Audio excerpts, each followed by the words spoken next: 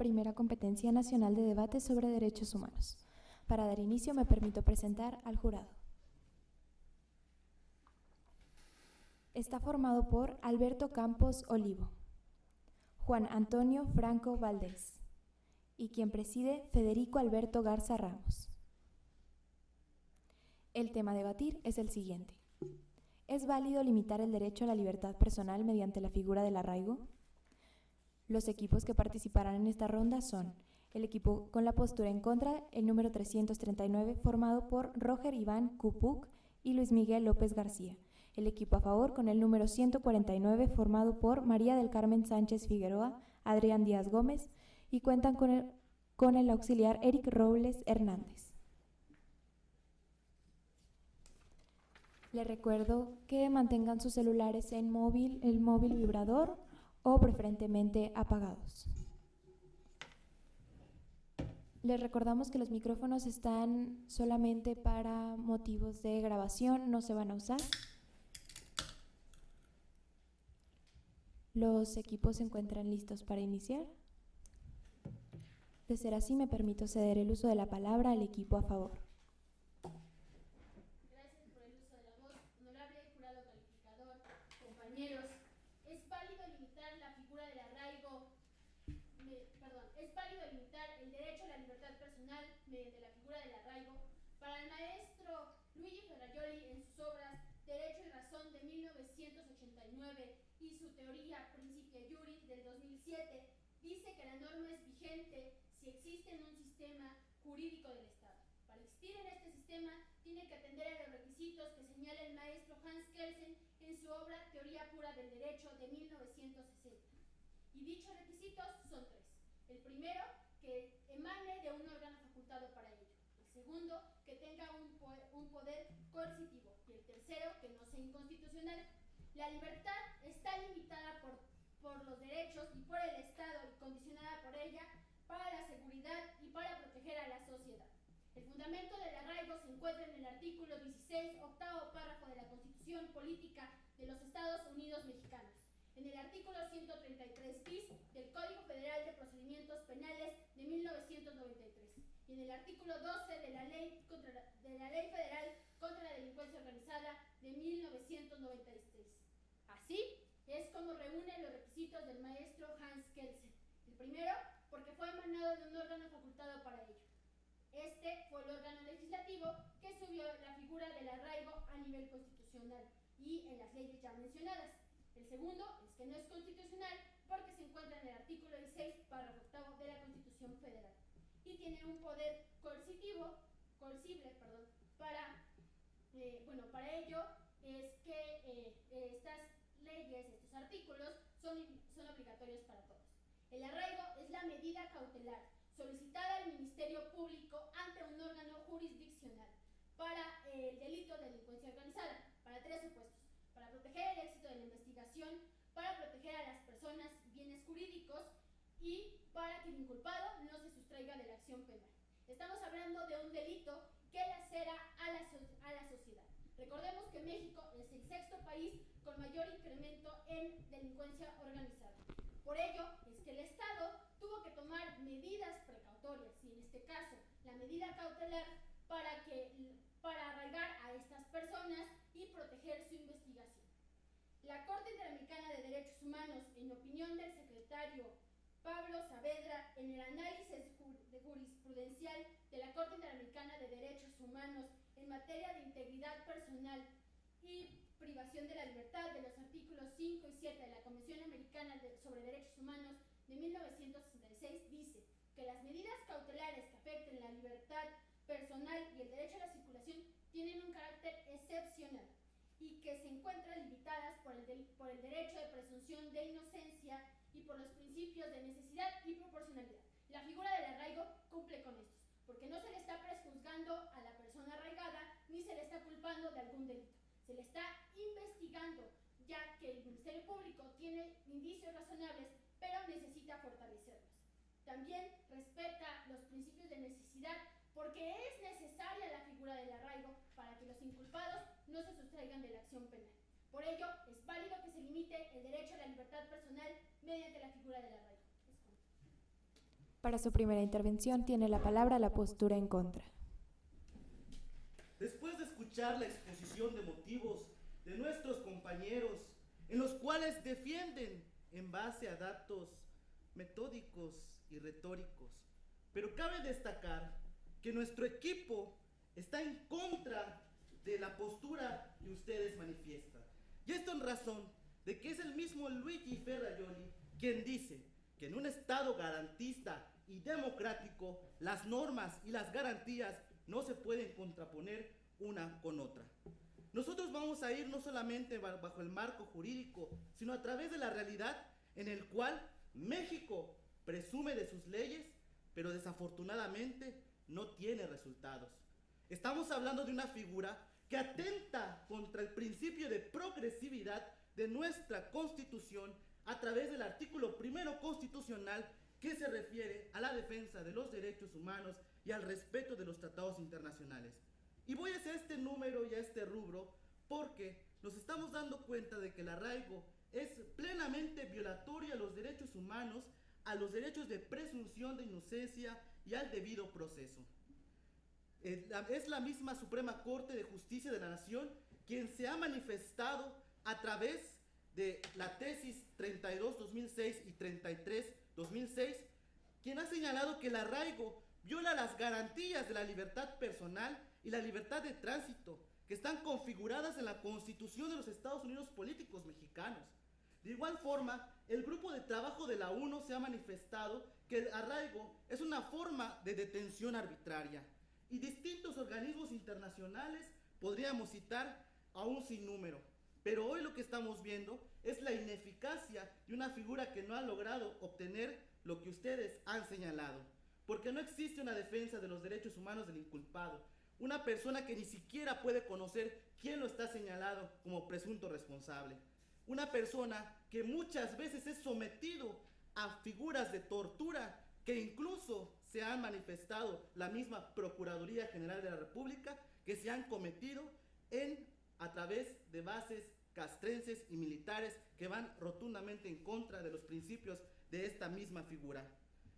Es el Estado quien no ha buscado las soluciones pertinentes para poder solucionar los grandes problemas del crimen organizado, y es la manera ineficiente en la cual el Ministerio Público no logra avanzar en el desarrollo de una buena investigación. El derecho a la libertad, a la presunción de inocencia, a la legalidad, al debido proceso y al derecho a un recurso efectivo simplemente son violados a través de esta figura que plenamente hoy no ha logrado obtener un beneficio para la sociedad. Aun cuando nuestro Estado se manifiesta de manera en el cual vemos una progresividad en la reforma constitucional de derechos humanos, estamos viendo que ni siquiera ha regulado su marco jurídico interno para la defensa de los derechos humanos, cuando son la misma Suprema Corte de Justicia de la Nación quien limita el principio pro persona para la defensa de los derechos humanos, específicamente sobre esta figura. Es cuanto. Tiene la palabra la posición a favor. Agradezco el uso de la voz por parte del moderador con el permiso del jurado. Diferimos de la postura de la mesa antagónica. En consecuencia, se ha mencionado que se violan derechos fundamentales, derechos humanos de las personas. Habrá que aclarar que el término violación no es sinónimo de limitar, que es el tópico que nos ocupa, la validez de limitar el derecho a la libertad personal con la figura del arraigo. Se ha establecido como argumento una tesis de la Suprema Corte de Justicia de la Nación del año 2006, se ha citado por la mesa antagónica. Recordemos que debemos actualizar constantemente el conocimiento. La reforma por la cual se eleva a rango constitucional la figura del arraigo es el 18 de junio de 2008. La tesis que ha señalado era para, en consecuencia de los estados. Se ha perfeccionado la figura al elevarse a rango constitucional para únicamente en tratándose de delincuencia organizada, por ese impacto social que se llega para ser lascivo con todas las personas en la colectividad. Se habla también de violación a principios, como es el de la legalidad y como es el del debido proceso. no se viola en ningún momento estos derechos que ustedes han mencionado. La legalidad, el principio de legalidad. Esta figura del arraigo se encuentra establecida en los artículos que hemos dado mención en nuestra tesis. Artículo 16, en su párrafo octavo, artículo 12 de la Ley Federal contra la Delincuencia Organizada y el artículo 133 bis del Código Federal de Procedimientos Penales. Al estar establecido, al estar ya escrito en esta norma y atendiendo al maestro Kelsen, se entiende como válida esa norma que ha sido emitida por ese órgano facultado para ello, y es en consecuencia para mantener de esta forma el orden social en nuestra comunidad, porque jerárquicamente y atendiendo al maestro Brown deben de estar jerárquicamente superior un valor de la colectividad, un fin social que un fin individual. En esa tesitura es válido que se limite el derecho a la libertad personal porque no se violan derechos humanos y el Estado está facultado para limitar los derechos que él mismo ha proporcionado a su sociedad. De esta forma se concibe únicamente un Estado democrático de derecho. ¿Es cuánto? Se cede la palabra a la posición en contra. Buenas tardes. Empezaré refutando los argumentos que menciona nuestros compañeros en la postura a favor.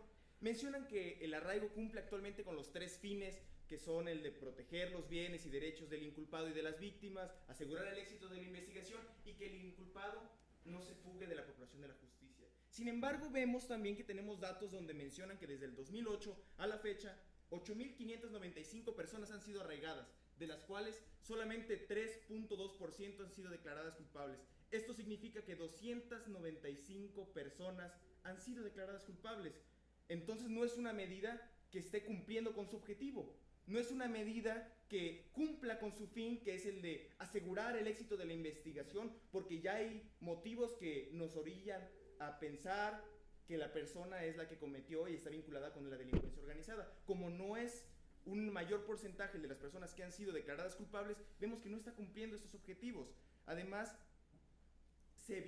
mencionaban que no se violan otros derechos humanos. No se violan otros derechos. Es válido limitar, sí, bajo ciertos principios, pero el arraigo no cumple esos principios. Debe de estar de acuerdo al test de ponderación, que no entre en conflicto con la Constitución, pero vemos que en la propia Constitución hay varias contradicciones. Y es lo que le mencionábamos, es una reforma constitucional, el arraigo sí, pero es una medida ilegítima. Una medida ilegítima porque viola otros derechos. Viola, por ejemplo, los derechos a la recreación, los derechos de familia, porque la persona es sustraída de su entorno social y las afectaciones que tiene. Si una persona fuera culpable, es válido que se le limite de la libertad para asegurar el bienestar de la sociedad, pero vemos que no es así.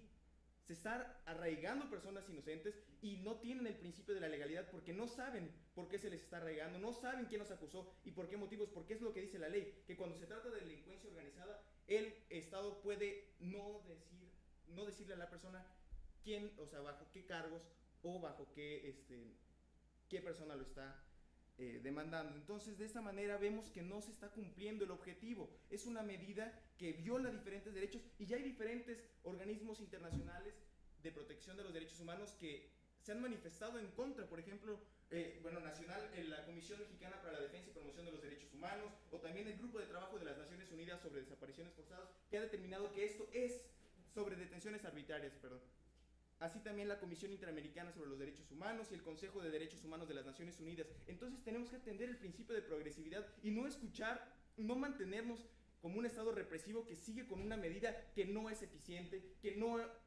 cumple su objetivo. Es cuanto. Para su tercera participación tiene la palabra la posición a favor. Gracias nuevamente por el uso de la voz. Recordando que se está debatiendo si es válido se limite el derecho a la libertad personal mediante la figura del arraigo. El equipo contrario no ha sostenido argumentos que sean válidos para prohibir que se limite la libertad personal mediante la figura del arraigo. Recordando que el 3.2 efectivamente salió con sentencia condenatoria, pero esto nos demuestra que la investigación que hizo el Ministerio Público es transparente, porque recordemos que los arraigan para fortalecer los indicios que ya tuvieron suficientes y puede que en alguno de ellos no cumpla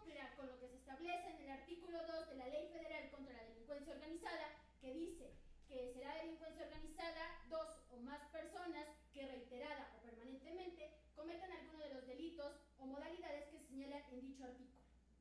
Recordemos que el delito de delincuencia organizada, si es permanente o reiteradamente, se les tiene que comprobar y tal vez no se comprueba. Esto demuestra una clara transparencia de esta figura.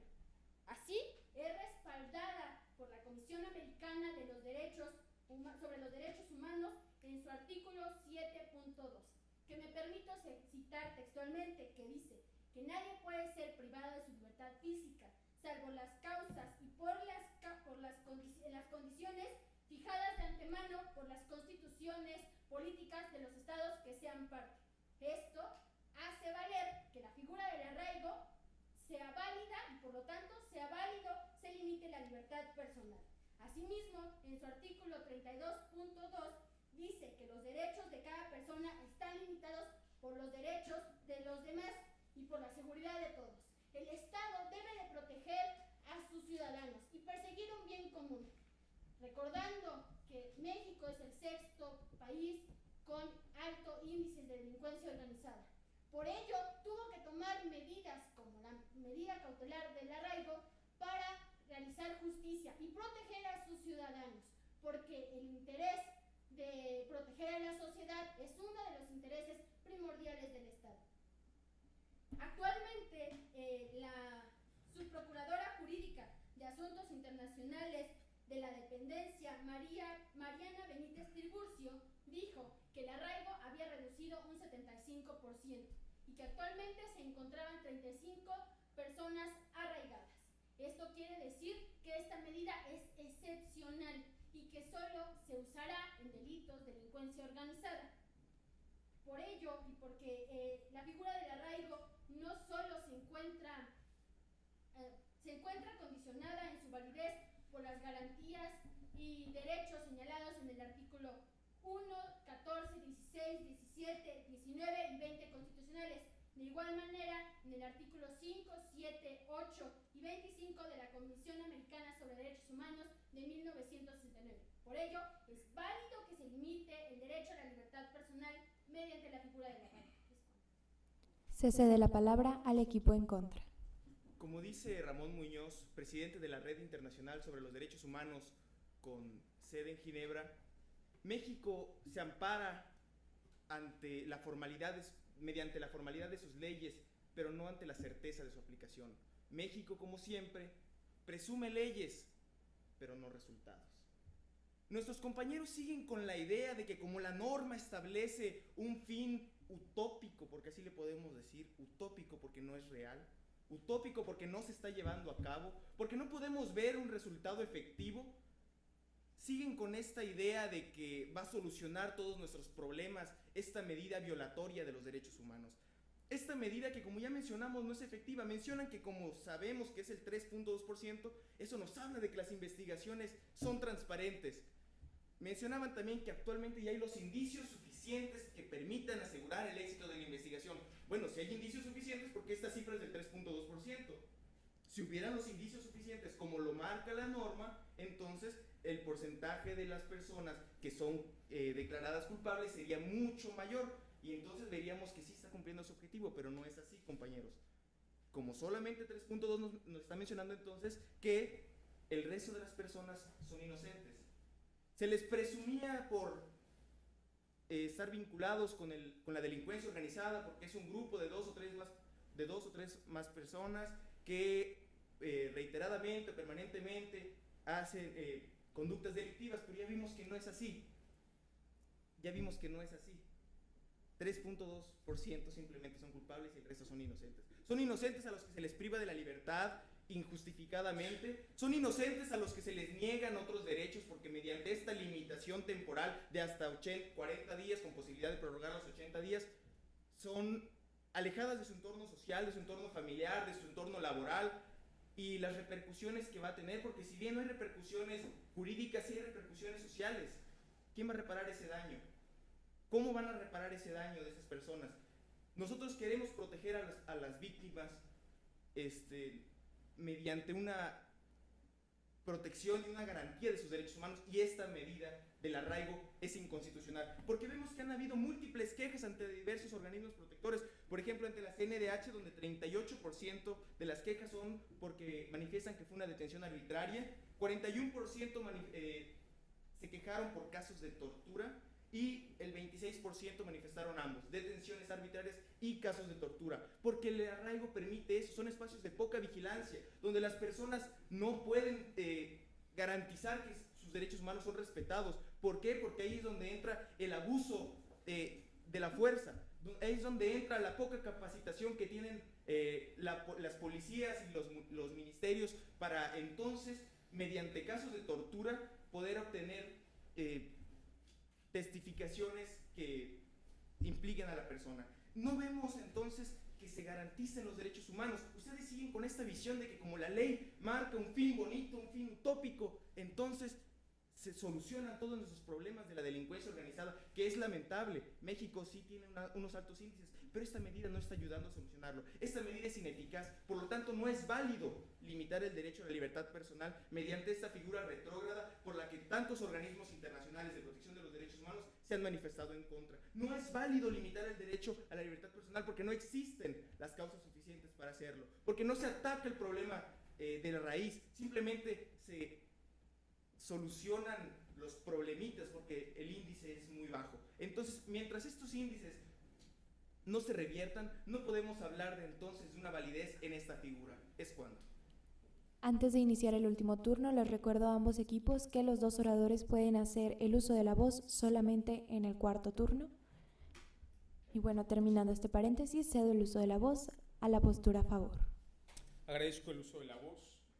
Segunda intervención para concluir enfáticamente al mencionar que es totalmente válido, sí, que se limite el derecho a la libertad personal mediante la figura del arraigo. Desafortunadamente, nuestra mesa antagónica carece, me atrevo a decir, de una actualización constante.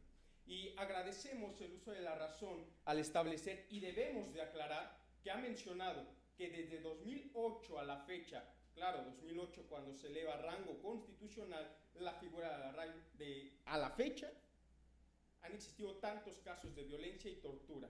Lo correcto es que únicamente se establece hasta 2011 y actualmente, de acuerdo a la Subprocuradora de Asuntos Internacionales, en el 150 periodo de sesiones de la Comisión Interamericana de Derechos Humanos, 28 de marzo del año presente, ha señalado que el 75% de arraigo, de órdenes de arraigo, ha disminuido.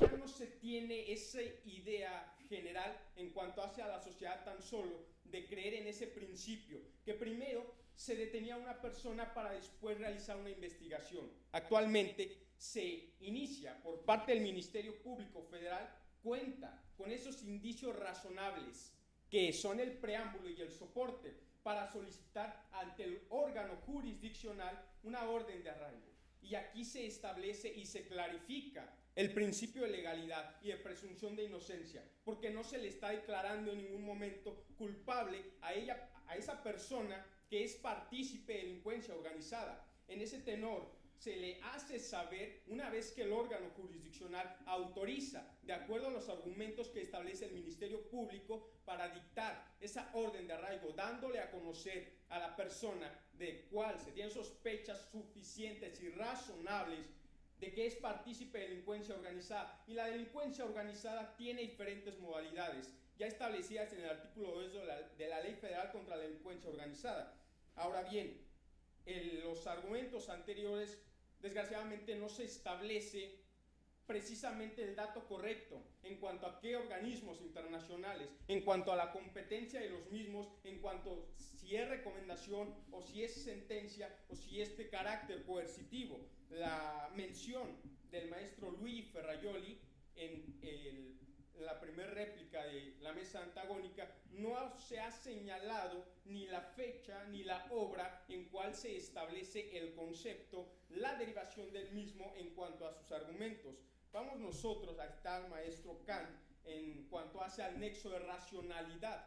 Ya no se establece este nexo de racionalidad. Ha evolucionado nuestra sociedad y con ella constantemente el derecho. Se establece ahora un nexo de delegación de autoridades. esa delegación de autoridades faculta a esos órganos para limitar esos derechos que son lesivos de esas personas para con la sociedad, sin vulnerar así, de acuerdo y atendiendo al maestro Luigi Ferrajoli en sus dos obras, en una de ellas, Derecho y Razón, Teoría del Garantismo Penal de 1989, que es perfeccionada 25 años después con su obra Principia Iuris en Teoría del Derecho y de la Democracia de 2007. Con ello se establece que no se vulnera la esfera de derechos límite. Y encontramos en estas obras de la correcta interpretación tres paradigmas esenciales. El primero de ellos es que se encuentra en un binomio de validez y de justicia. El segundo es la legitimidad tanto externa como interna. Y la legitimidad externa va a atender a la justificación racional y moral en cuanto al derecho social y político, y la legitimidad interna refiere a las personas en cuanto a la validez del derecho. Y aquí entramos ya en materia en su tercer principio, que es la trinomía indisoluble entre validez, entre eficacia y entre vigencia. Porque limitar el derecho de libertad personal no solamente es válido, atendiendo al maestro Luigi Ferrajoli, de positivismo moderno, se establece que es eficaz y que es vigente. Vigente en el sentido que existe en el sistema jurídico. El sistema jurídico en la diversa argumentación en cuanto a los artículos que ya se han señalado. Es eficaz porque goza de un margen amplio de aplicabilidad. Tan es así que el porcentaje que nos han proporcionado demuestra la claridad de la figura del arraigo. De un 98% se establece tan solo el 3.2% con sentencia condenatoria. Ello indica que se ha realizado una correcta investigación para demostrar la inocencia de las demás personas. Por ello, es válida, es eficaz y es necesario el arraigo. Es cuanto. Para su última intervención, tiene el uso de la voz la postura en contra. Realmente los compañeros muy alejados de la realidad en ningún momento han demostrado la eficacia del arraigo, en ningún momento se han manifestado para poder demostrar que hoy lo que muchos organismos internacionales han solicitado al Estado mexicano para eliminar dicha figura. Ellos manifestaban que nosotros estábamos extemporáneos y que estábamos fuera de lugar con esas referencias. Cabe destacar que la jurisprudencia y sobre todo la del Estado mexicano a través de la Suprema Corte de Justicia de la Nación es válida para la interpretación y para también cometer sentencias. Pero no vamos a irnos sobre esa manera. Voy a citar también un informe, porque también mencionábamos que estábamos desfasados de tiempo, que da la Relatoría Especial sobre la independencia de los magistrados abogados de la ONU, documento con registro AHR 1730-ADD3, declara en el numeral 63, el arraigo es el resultado del mal funcionamiento del sistema de investigación y procuración de justicia, pues coloca los incentivos en dirección contraria al fortalecimiento y a la capacidad investigadora de la autoridad. No es válido limitar la libertad personal de alguien a la cual ni siquiera se ha comprobado su culpabilidad. Y atendiendo también a los 3 puntos constitucionales en los cuales es válido detener a una persona siempre y cuando exista una orden judicial, cuando existan casos de urgencia y también cuando existan casos de flagrancia. Y en estos casos, la persona simplemente es detenida sin un marco jurídico legal que lo proteja. Muchas veces se ha manifestado que ni siquiera el juez conoce lo que está firmando para poder atreverse a dar la autorización para ejercer la figura del arraigo. Ya lo hemos manifestado antes, el arraigo se ha presentado como una figura legal, pero ilegítima, que se contrapone a los mismos derechos establecidos en la Constitución. Estamos hablando de casos evidentes de tortura investigados y documentados a través de la Comisión Nacional de Derechos Humanos. Un 41% de personas se declararon en tortura y malos tratos. Y estamos hablando de organismos internacionales como el emitido a través del examen del periódico Universal ante el Consejo de Derechos Humanos en el que se le solicitó al Estado mexicano eliminar dicha figura. Quizás no sea un esquema obligatorio para el Estado tomar en consideración, pero si estamos hablando de que es un Estado garantista de los derechos humanos, actualmente hemos fracasado en la defensa de los derechos humanos cuando el mismo Estado se limita a poder defenderlos a los derechos del inculpado. No es necesario detener para investigar. Hoy, si estamos hablando de una reforma en el cual el Ministerio Público busca ejercer a través de los nuevos sistemas de justicia penal la validez de la culpabilidad de una persona, no existen ni siquiera los principios de publicidad y de oralidad en el cual podamos ver que el inculpado pueda saber en qué marco jurídico se encuentra y en qué posición está ante la persona que lo está incriminando. Hoy, ustedes se han encargado de hablar en cuanto a la teoría, pero ustedes en ningún momento han manifestado la eficacia de esta figura. Ha fracasado porque no ha servido para combatir lo que actualmente hoy estamos viviendo. Un estado de violencia, un estado de corrupción, un estado de constante delincuentes y violación a los derechos humanos, en el cual no existe un control judicial progresista en el cual los derechos del inculpado puedan estar plenamente defendidos, porque estamos hablando de una persona que ni siquiera se le ha comprobado su culpabilidad y que hoy está siendo sometida a su privación de su libertad. Compañeros, simplemente hoy debemos de analizar que lo que hoy se tiene sobre la mesa es que la figura del arraigo es totalmente contraproducente a la defensa de los derechos humanos. Hoy, simplemente una persona que se le limita a los derechos no puede ejercer su función laboral, su función familiar y recreativa, y plenamente se ha violado sus derechos de presunción. Ha concluido el tiempo del equipo en contra. Al haberse agotado tanto los turnos como el tiempo, se declara concluido el debate. Solicitamos a los polemistas y a los demás presentes desalojar la sala para permitir a los jueces deliberar. Les recordamos a los participantes no alejarse demasiado para regresar para la sesión de retroalimentación.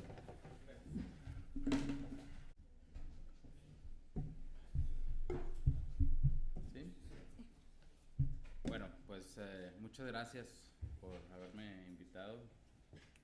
Felicitarlos a ustedes por un gran trabajo, un gran esfuerzo que vemos. Es un debate interesante, es un debate excitante. Obviamente el tema del arraigo suscita controversia de forma natural.